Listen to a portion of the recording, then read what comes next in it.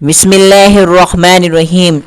حضور پاک صلی اللہ علیہ وآلہ وسلم نے ارشاد فرمایا، ماہ رمضان المبارک کا آخری جمعۃ المبارک، ایک تسبیح سال کے گناہ معاف، 1000 سال کی نیکیوں کا ثواب انشاءاللہ تعالی۔ پیارے ناظرین کرام، ماہ رمضان المبارک کا آخری جمعۃ المبارک، ایک تسبیح سال کے گناہ معاف اور 1000 سالوں کی عبادت کا ثواب۔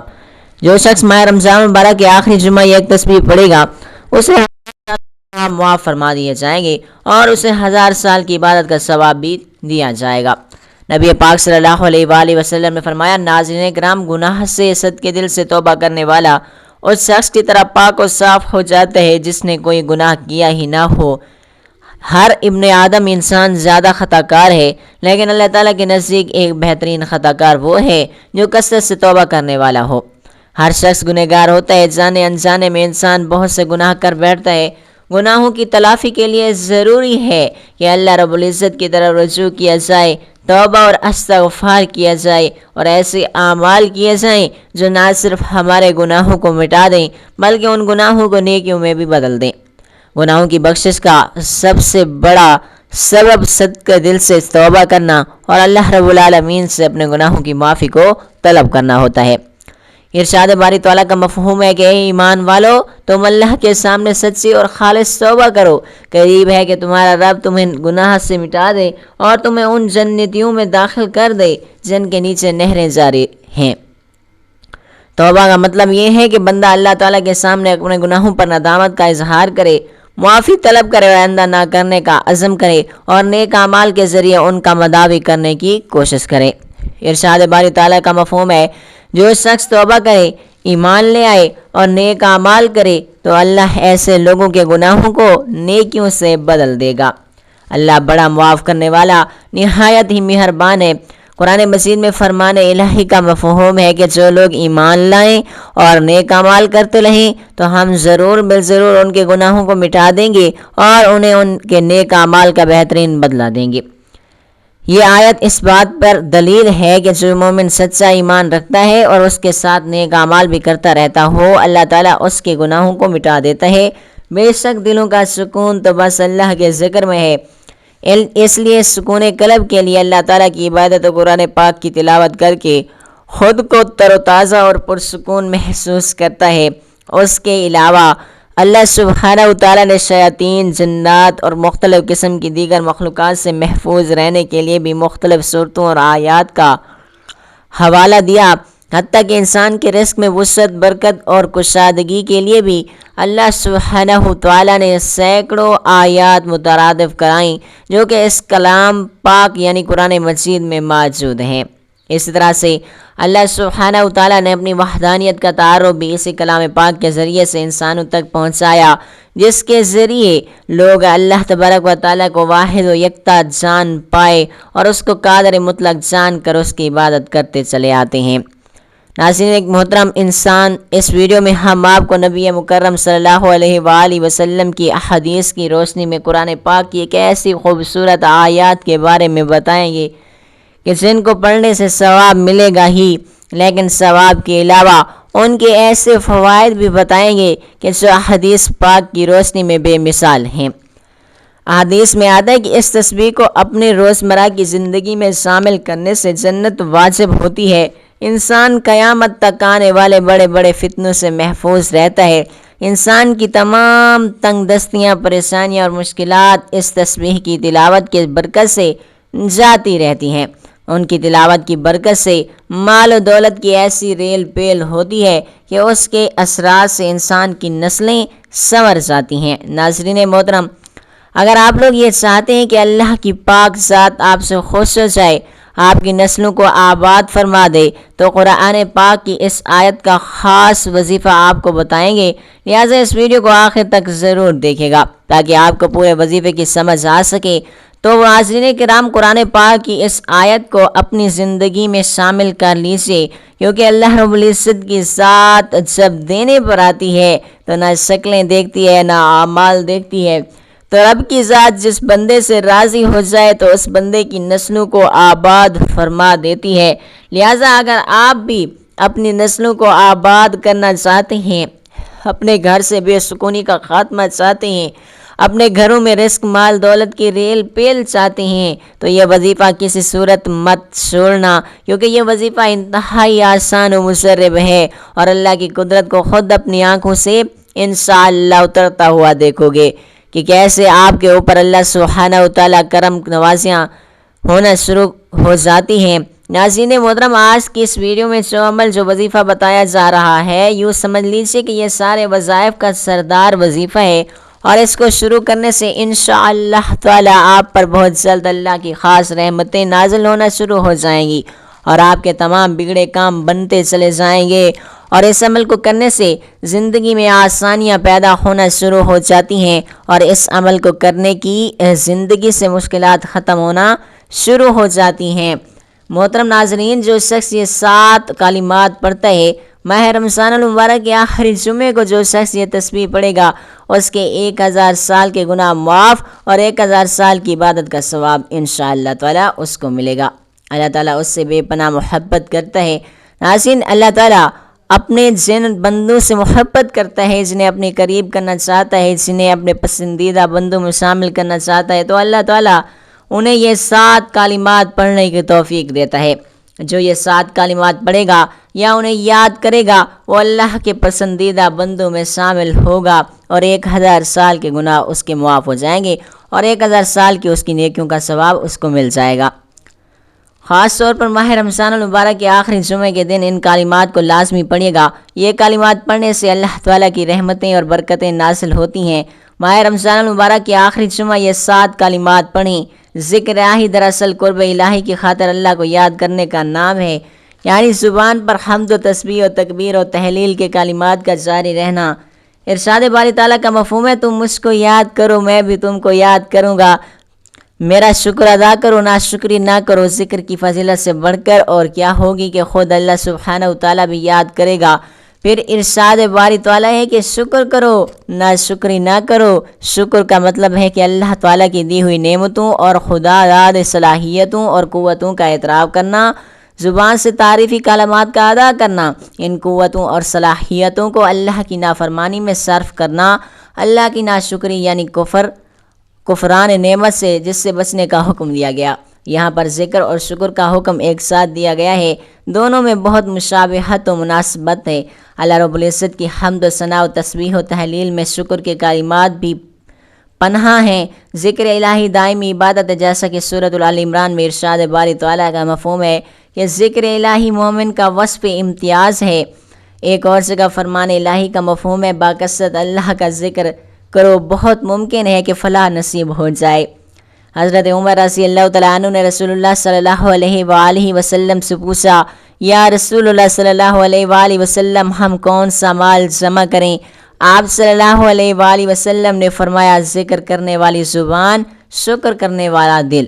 ایک اور موقع پر آپ صلی اللہ علیہ وآلہ وسلم نے ارشاد فرمایا، اللہ کا ذکر دلوں کی شفا ہے، اور اللہ کا ذکر تمہارے سب اعمال سے افضل ہے۔ ذکر الہی کی حقیقت جاننے اور اس کی افادیت سے اچھی طرح مستفید ہونے کے لیے ضروری ہے کہ ذکر الہی کی 3 اقسام کو مختصر بیان کر دیا جائے۔ ذکر باللسان، ذکر بالقلب، ذکر بالمعمل۔ مدرجہ ذیل بالا 3 اقسام میں ہم آہنگی ہوگی تو ذکر الہی اصلاح قلب کے لیے شفا اور کیمیا ثابت ہوگا۔ ذکر باللسان، جب اللہ کی حمد و ثنا، اسماء الحسنی اور تکبیر و تجلیل کے کلمات طیبات سے زبان سے تر و تازہ رہے گی تو لازماً اس کے اثرات دل پر بھی مرتدب ہوتے رہیں گے۔ جیسا کہ ارشاد باری تعالیٰ مفہوم یاد رکھو کہ اللہ کے ذکر سے ہی دلوں کا سکون اور اطمینان حاصل ہوتا ہے، یعنی ذکر الہی کے بغیر اہل ایمان کے دل بے قرار بے اطمینان رہتے ہیں۔ سورۃ الاعراف میں ارشاد باری تعالیٰ مفہوم اور اچھے نام ہی اللہ کے لیے ہیں، پس پکارو اللہ کو ان ناموں سے۔ اللہ سبحانہ و تعالیٰ اسماء و صفات کا ذکر قبولیت دعا کا وسیلہ بھی ہے اور نزول رحمت اور دلی سکون کا ذریعہ بھی ہے۔ سرکار کائنات صلی اللہ علیہ وآلہ وسلم نے بھی فرمایا کہ جب ان کے وسیلے سے دعا کی جائے تو قبولیت کی زیادہ امید کی جاتی ہے۔ سورۃ آل عمران میں اللہ سبحانہ و تعالیٰ ایمان والوں کی خصوصیات بیان کرتے ہیں، وہ فرماتے ہیں، جو لوگ اللہ پاک کا ذکر کر کھڑے اور بیٹھے اور اپنی کروٹوں پر لیٹے ہوئے کرتے ہیں اور زمین و آسمان کی پیدائش پر غور و فکر کرتے ہیں یہاں پر صرف ذکر کرنا نہیں مقصود بلکہ غور و تدبر بھی ضروری ہے۔ کسی صحابی رضی اللہ تعالیٰ عنہ نے حضور پاک صلی اللہ علیہ وآلہ وسلم سے پوچھا کہ حضور پاک صلی اللہ علیہ وآلہ وسلم کوئی ایسی چیز بتا دیجیے کہ جسے مشغلہ اور دستور بنا لیا جائے۔ آپ صلی اللہ علیہ وآلہ وسلم نے فرمایا اللہ کے ذکر سے تو ہر وقت رطب اللسان رہے۔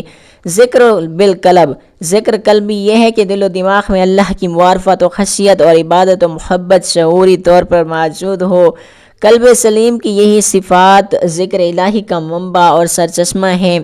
ان صفات و کیفیات سے عاری اور غفلت کے پردوں میں لپٹا ہوا دل نہ ہو، اللہ کے غضب سے ڈرتا ہے اور نہ ہی اس کی رحمت کے حصول کی طرف مائل ہوتا ہے۔ سورۃ الزخرف میں اللہ پاک کی ارشاد کا مفہوم ہے، جو ذکر خدا سے غافل ہو کر زندگی گزارے گا تو ہم اس کے لیے شیطان مقرر کر دیتے ہیں۔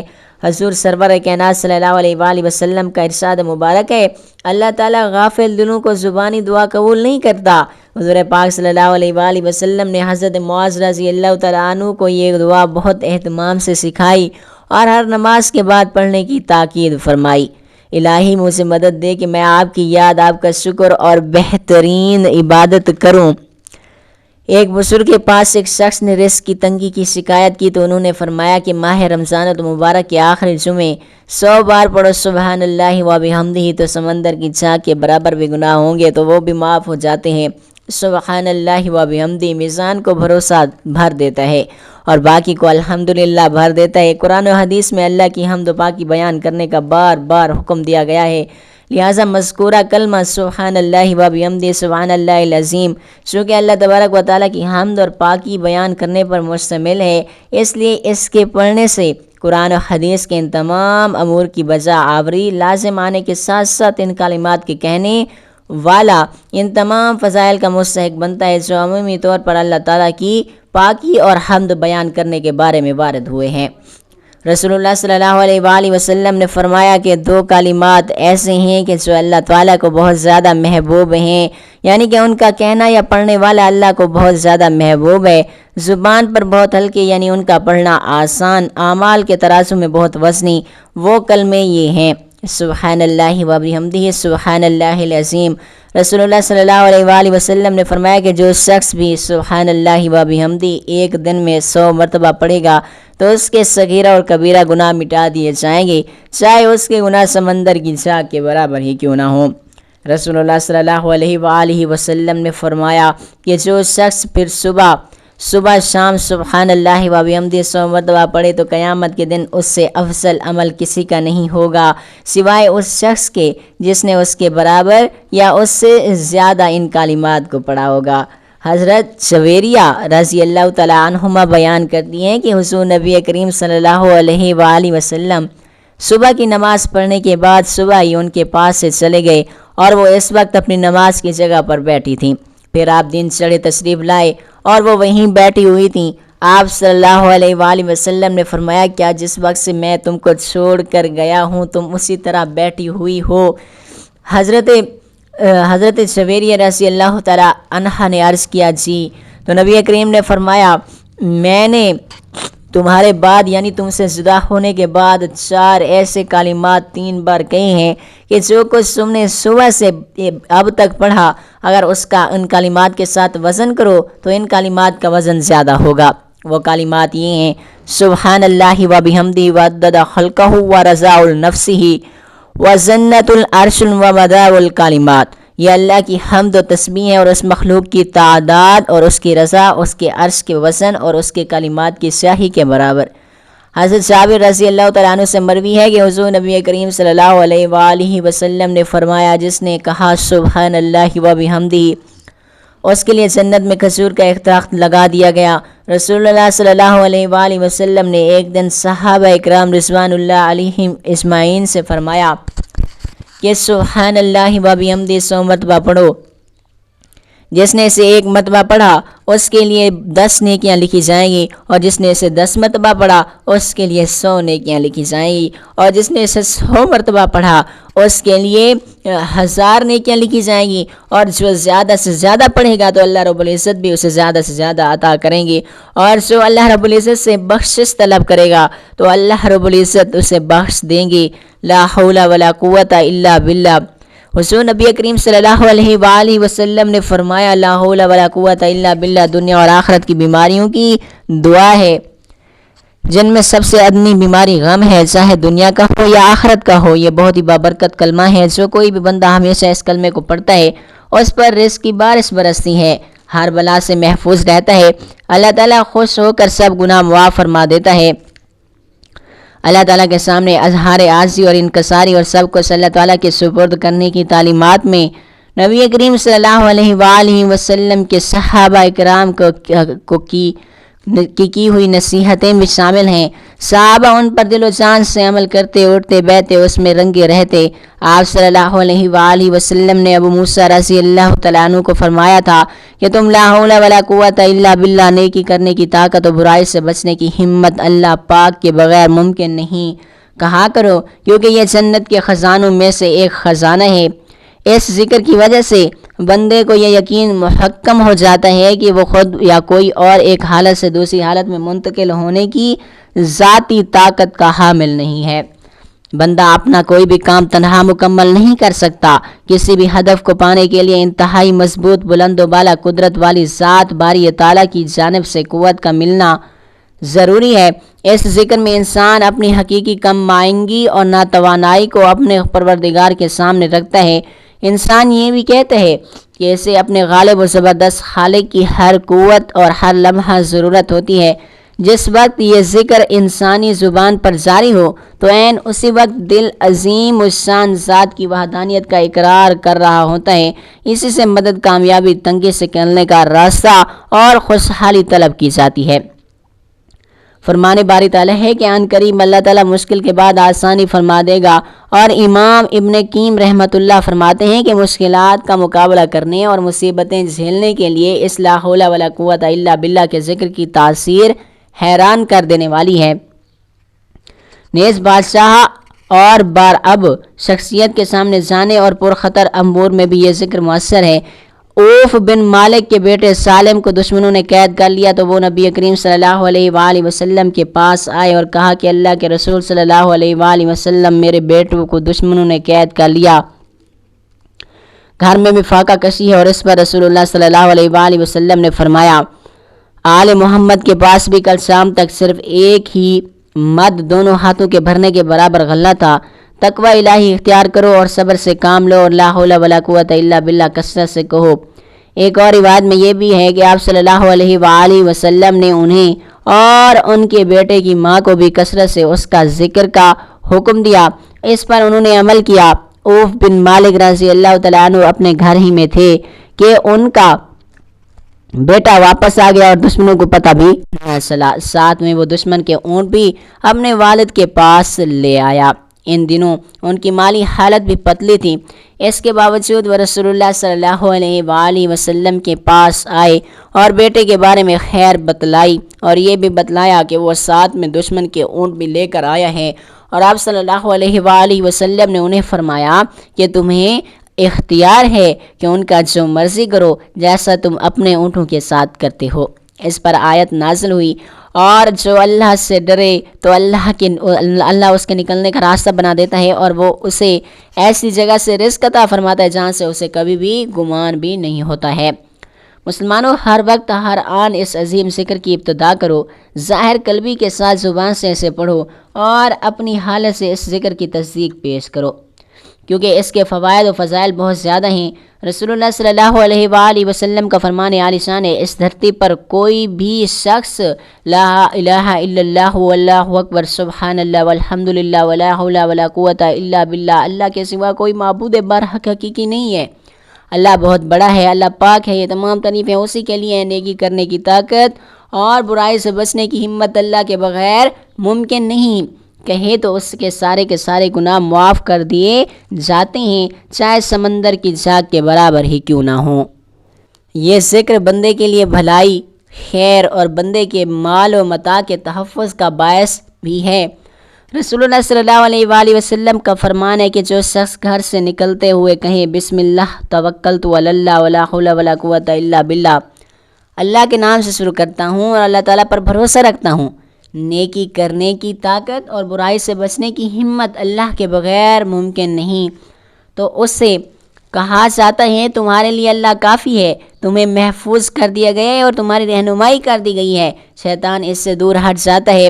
ابو داؤد ترمذی، اس لیے کہ سب کچھ اللہ کے سپرد کر کے ہر چیز اللہ تعالیٰ کے حوالے کرنا اس ذکر کا تقاضا ہے، اور یہ کہ بندے کے ہاتھ میں کچھ نہیں، تمام معاملات کی بھاگ دوڑ اللہ تعالیٰ کے ہاتھ میں ہے، تمام مخلوقات کے اموار اللہ تعالیٰ کے فیصلوں اور تقدیر کے ہاتھ منسلک ہیں، کوئی بھی اس کے حکم پر نظر ثانی نہیں کر سکتا۔ نمبر 3، استغفر اللہ۔ حضور پاک صلی اللہ علیہ وآلہ وسلم نے فرمایا کہ جو کوئی بھی پابندی سے استغفار کرتا ہے، اللہ تعالیٰ اسے ہر مشکل، ہر غم اور رزق کی تنگی سے نجات دیتا ہے۔ جب انسان خطا کا پتلا ہو تو ان خطاؤں کے ازالے کے لیے قرآن کریم نے ہدایت اور رہنمائی کی۔ چنانچہ سورۃ آل عمران 1 آیت میں اللہ تعالیٰ فرماتا ہے کہ میرے کچھ بندے ایسے ہیں جن کا حال یہ ہے، اگر کوئی گناہ کا کام ان سے ہو جائے یا ان سے کوئی گناہ ہو جاتا ہے، یعنی وہ اپنے اوپر ظلم کر لیتے ہیں، تو فوراً اللہ پاک انہیں یاد آ جاتا ہے اور وہ اللہ اسے اپنے اس گناہ کی معافی مانگتے چلے جاتے ہیں، استغفار کرتے ہیں، کیونکہ وہ جانتے ہیں کہ اللہ کے سوا کون ہے جو گناہ معاف کر سکتا ہے، اور یہ لوگ کبھی جان بوجھ کر اپنے گناہوں پر اصرار نہیں کرتے۔ اس آیت میں اللہ پاک نے یہ بھی بیان فرمایا کہ کسی سے گناہ سرزد ہو جائے تو اس سے چاہیے کہ فوراً اللہ کو یاد کرے، اور ایسے لوگ اللہ کو بہت زیادہ پسند ہیں۔ یہ لوگ گناہ کے بعد توبہ اور استغفار کرنے لگتے ہیں، اللہ کی طرف رجوع کرتے ہیں، گناہوں پر جمتے نہیں۔ ایسے لوگوں کو اللہ مغفرت اور دخول جنت سے نواز دے گا۔ مسلم شریف میں حضرت عائشہ صدیقہ رضی اللہ تعالیٰ عنہ سے معقول ہے کہ جب کوئی سورۃ النصر نازل ہوئی تو آپ صلی اللہ علیہ وآلہ وسلم بکثرت سبحان اللہ و بحمدہ استغفر اللہ و اتوب الیہ پڑھتے تھے۔ ہمیں بھی چاہیے کہ ہم اس حدیث پاک پر عمل کریں اور نمازوں کے بعد استغفر اللہ پڑھنے کا اہتمام کریں۔ ایک دوسری حدیث میں حضرت ابو ہریرہ رضی اللہ تعالیٰ عنہ سے معقول ہے کہ رسول کریم صلی اللہ علیہ وآلہ وسلم نے ارشاد فرمایا، اللہ کی قسم میں دن میں 70 بار سے زیادہ اللہ تعالیٰ سے استغفار کرتا ہوں اور توبہ کرتا ہوں۔ آپ صلی اللہ علیہ وآلہ وسلم اتنی کثرت سے استغفار کرتے، اس سے مقصود امت کو استغفار توبہ کی ترغیب دلانا تھا کہ آن حضرت صلی اللہ علیہ وآلہ وسلم باوجود یکا معصوم اور تمام مخلوقات سے افضل ہیں، پھر بھی جب آپ صلی اللہ علیہ وآلہ وسلم نے دن میں 70 بار استغفار کی تو امت کے گنہگاروں کی بتدریج اولا استغفار توبہ بہت کثرت سے کرنی چاہیے۔ اب استغفار کن کلمات یعنی کن الفاظ سے کرنا چاہیے، اور اس کے لیے حدیث پاک میں مختلف الفاظ آئے ہیں۔ جس بندے کو جو یا وہ ہو کلمات استغفار پڑھتے رہنا چاہیے۔ ایک کلمات استغفر اللہ کا استغفر اللہ الذی لا الہ الا اللہ الحی القیوم واتوب الیہ، جسے یاد ہو یہ پڑھتا رہے۔ ایک کلمہ استغفر اللہ ربی من کل ذنب واتوب الیہ، یہ بھی پڑھ سکتے ہیں، اور جسے یاد نہ ہو تو استغفر اللہ استغفر اللہ استغفر اللہ بھی پڑھتا رہے۔ یہ مختصر کلمہ ہر مسلمان کو یاد ہوتا ہے، اسے پڑھتے رہنا چاہیے، اسے زبان پر ہر وقت جاری رکھنا چاہیے۔ اللہ تعالیٰ ہمیں استغفار کی تمام فضیلتیں عطا فرمائیں گے۔ بندہ گناہوں سے سچی توبہ کرتا ہے اور اپنی توبہ پر قائم رہتا ہے تو اللہ تعالیٰ اس کے تمام گناہوں کو معاف کر دیتا ہے۔ ایک حدیث پاک میں آپ صلی اللہ علیہ وآلہ وسلم فرماتے ہیں، گناہوں سے صحیح اور پختہ توبہ کرنے والا شخص ایسا ہے کہ گویا اس نے گناہ کیا ہی نہ ہو۔ اللہ تعالیٰ ہمیں توبہ اور استغفار کی کثرت کرنے کی طاقت و توفیق عطا فرمائے، آمین۔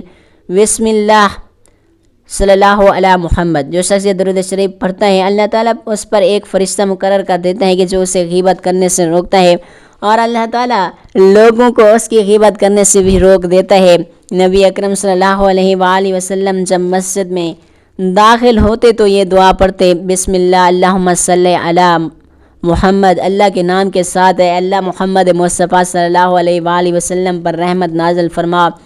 یہ کلمات اس قدر جامع ہے کہ اللہ تعالیٰ کی تمام مثبت منفی صفات پر حاوی ہے۔ نمبر 5، لا الہ الا اللہ، حضرت ابو ہریرہ رضی اللہ تعالیٰ عنہ سے روایت ہے کہ حضور نبی کریم صلی اللہ علیہ وآلہ وسلم نے فرمایا جب بندہ صدقے دل سے لا الہ الا اللہ کہتا ہے تو اس کے لیے آسمان کے فرشتے آسمان کے دروازے کھول دیے جاتے ہیں یہاں تک کہ وہ عرش تک پہنچ جاتے ہیں۔ جندب رضی اللہ تعالیٰ عنہ سے مروی ہے کہ رسول اللہ نے فرمایا کہ بہترین اور اللہ کے سب سے زیادہ محبوب کلمات 4 ہیں۔ سبحان اللہ، اللہ ہر عیب سے اور شریک سے پاک ہے، الحمدللہ، الوہیت کے کل صفات اللہ تعالیٰ ہی کے لیے ہیں، لا الہ الا اللہ، اللہ کے سوا کوئی دوسرا عبادت کے لائق نہیں، اللہ اکبر، اللہ سب سے بڑا ہے۔ مدرجہ بالا 4 کلمات میں باری تعالیٰ کی توحید، تکبیر اور تسبیح حمد بیان ہوئی، اس لیے اللہ کے دربار میں بہترین اور پسندیدہ ترین عمل ہیں اور ان کا ذکر اسم اعظم کا ذکر ہے۔ رسول پاک صلی اللہ علیہ وآلہ وسلم نے اپنی بیٹی حضرت فاطمہ زہرا اور ان کے شوہر حضرت علی رضی اللہ تعالیٰ عنہ کو اس ہدایت بھی کی تھی، جب تم سونے لگو تو ان کلمات کو پڑھ لیا کرو جسے ہم تسبیح فاطمہ کے نام سے معصوم کرتے ہیں۔ اللہ اکبر، اللہ اکبر، اللہ سب سے بڑا ہے، اللہ کو یہ تسبیح بہت زیادہ پسند ہے، الحمدللہ سب سے پیارا اقرار جو اللہ کے قریب کر دیتا ہے۔ یہ کلمات ماہ رمضان المبارک کے آخری جمعے کو ضرور پڑھیں، انشاءاللہ تعالی آپ کو بہت زیادہ فائدہ ہوگا۔ اللہ تعالی ہم سب کو اپنی رحمت کے سائے میں رکھے، آمین ثم آمین یا رب العالمین۔